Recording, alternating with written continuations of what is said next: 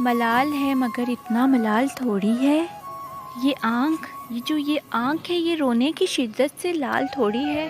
और बस अपने वास्ते ही फ़िक्रमंद है सभी लोग यहाँ किसी को किसी का ख्याल थोड़ी है। परों को काट दिया है उड़ान से पहले, ये खौफ़े हिजर है शोख़े वसाल थोड़ी है। और मज़ा तो तब है कि हार के भी हंसते रहो तुम, हमेशा जीत जाना ही कमाल थोड़ी है। और मेरी बात सुनो, लगानी पड़ती है डुबकी उभरने के लिए। हाँ, लगानी पड़ती है डुबकी उभरने के लिए।